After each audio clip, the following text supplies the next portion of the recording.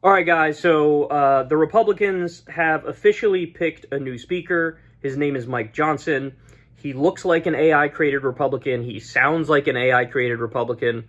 And his positions are horrendous. So I wanted to run through them here for you. So listen to this.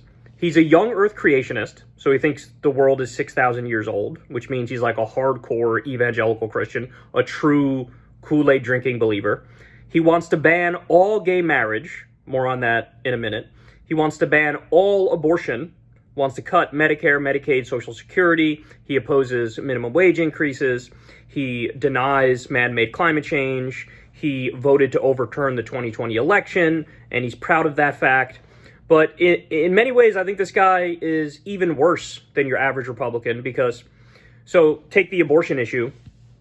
It's his position that abortion doctors should be locked up and have to serve time in a hard labor camp if they perform an abortion. So we're really talking about one of the guys here, like, no exceptions whatsoever type stuff, like ban it from the moment of conception, no exceptions for rape or incest or life of the mother, lock up abortion doctors and make them do hard labor in a concentration camp. True psycho stuff. And on the gay marriage issue, so this is equally as crazy, if not more crazy.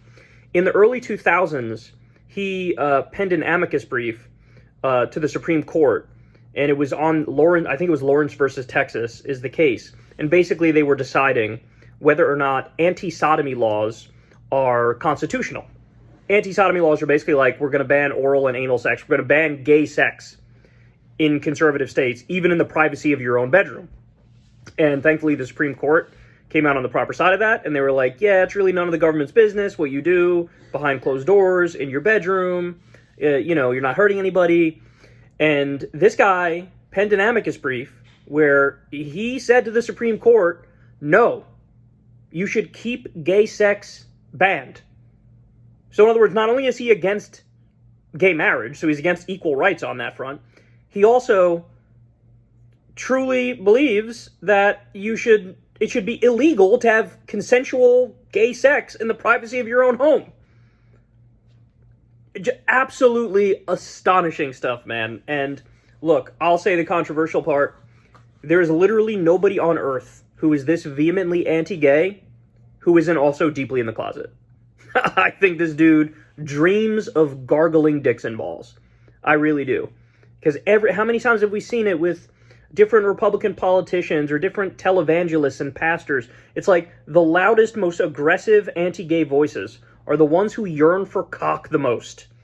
So I think something might eventually come out on this guy, in fact. But look, he's as bad as it gets. Now, just stop and think about this fact. The Republicans were shopping all over the place for a new speaker. They went Scalise, and then they went Jordan, and then they went this guy Tom Emmer, and maybe McCarthy again with Jordan as his assistant, and they were looking and looking and looking. They couldn't find anybody they like. Who did they settle on? They settled on the guy who wants abortion doctors to do time in a hard labor camp and the guy who wants to criminalize all gay sex. This is who they settled on. And a guy who wants to overturn the 2020 election. So we have gone to Kookyville, man. This is wild stuff. And there are going to be consequences to this, right? Like, these are not people you can negotiate with or talk to. These aren't people who have any logic or rationality. So it's a mess. And I'm going to talk in a second. I'm going to do another segment here where I'm going to tell you the first vote that this guy brought to the floor, and it's a doozy.